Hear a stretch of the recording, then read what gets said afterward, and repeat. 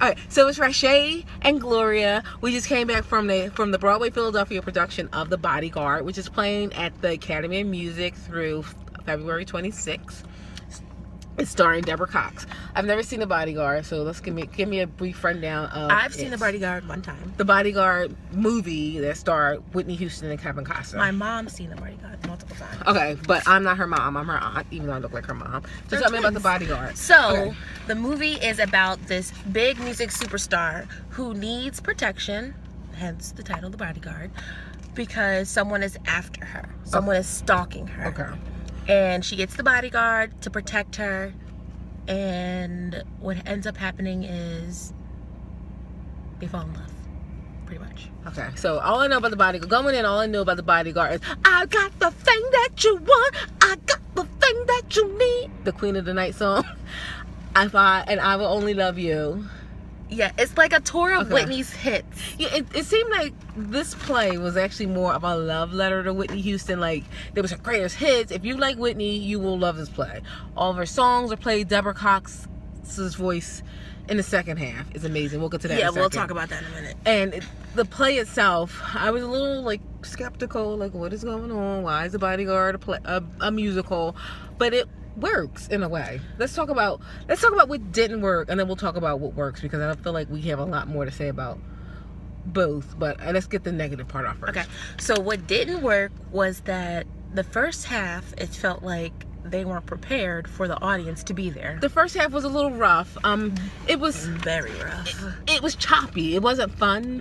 It felt like the first half felt like it was kind of like all these things just kind of thrown together to happen. It felt like they were trying to do too much in the first half, so that way the second half could be a certain amount. It did feel like a lot of padding in that first half. Like, this has to get done, this has to get done, this has to get done, so we can focus on X, Y, and Z in the second half. What did you like in the first half? What did you like? Anything in the first half? I really liked how certain scenes from the movie they recreated well in the first half. Okay. So the one scene in particular is when he first comes to her house and they're all dancing and everything.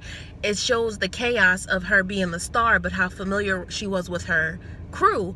And I like that, because that's how it was in the movie, showing that even though she was a superstar, she was comfortable with her team, and that's why she didn't want the bodyguard. Okay. So in the first half, I didn't see the movie, to repeat, but in the first half, I really liked that karaoke scene.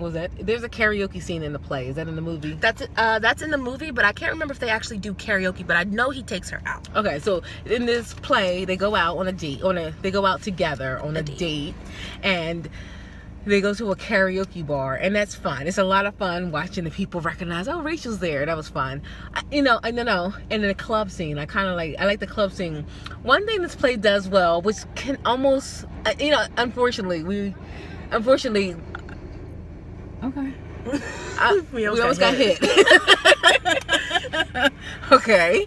So one thing that the play does well that I didn't see the movie, but I remember the iconic scene where Kevin Costner's carrying Whitney Houston, and in the play that we saw, the bodyguard is played by Judson Mills, who was really good as rugged, handsome, He had the whole jaw thing going for him. He was cool, deep voice. So there's a scene where Rachel, played by Deborah Cox in the play, goes to a showcase, like a bar, to do a show, and she's being surrounded by all the fans, and I just remember Kevin Costner carrying Whitney Houston out, and he carries Deborah out, and that's when it kind of turns and she realizes that this bodyguard's not there to destroy her life but to save her. Okay, let's get to what we did like. So second half. So the second half, after the whole karaoke, Frank and Deborah thing they get together.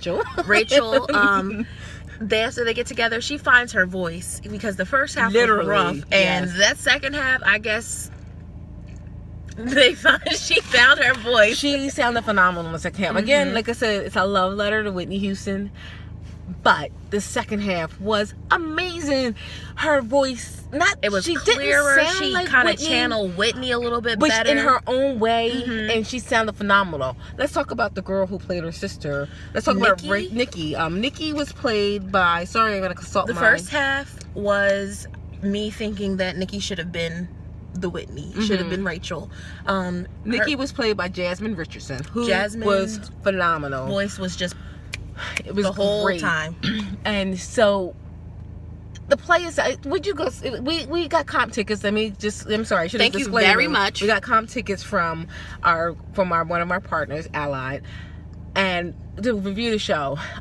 I would be lying if I said the whole show was fantastic. The second act was amazing. The first act was good. If you like Whitney, you'll love the show. If you like Deborah Cox and you like Whitney, you will enjoy yourself. Being in Philly, we had a Philly audience who showed up. I think what it was is that I was expecting a little bit more from her since she was being Whitney, when I should have realized that it's not so much about her trying to be Whitney, it's about her playing Rachel. Yes. Because Whitney was the superstar, but she was playing a character. So she was playing Rachel's part. She wasn't playing Whitney as Rachel. She was playing Rachel. Okay. Which now that I think about it more, she did a really good job. I was too focused on her trying to sound like Whitney, trying to sound like Rachel. So, 2 thumbs up, 2 thumbs down.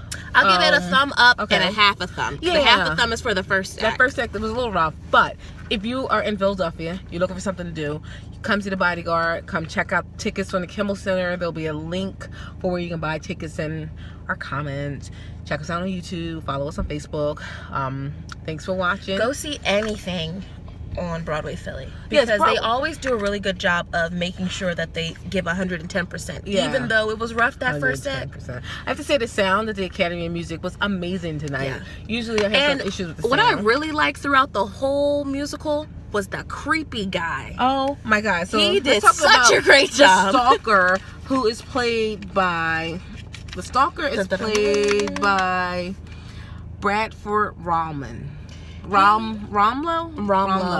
He's amazing. He does creepy stalker guy very, very well. Yeah.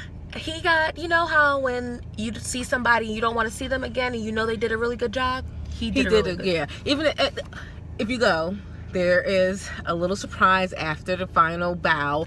Don't leave. It's like a Marvel movie. It is. Don't leave after the credits. Yes. So when the credits roll, you stay in your seat. And again, I will give it a thumb and a half up.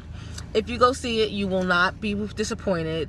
You will. It's not the movie, but if you didn't see the movie, you go in blind like I did, you'll like it. Even if you go in haven't seen the movie with I've the only background, seen it one time, you'll like it. You'll like it. And and it's Philly, so you can sing along. And you'll be in Whitney Houston mood. Yeah. So thanks for watching. Enjoy the show. Oh.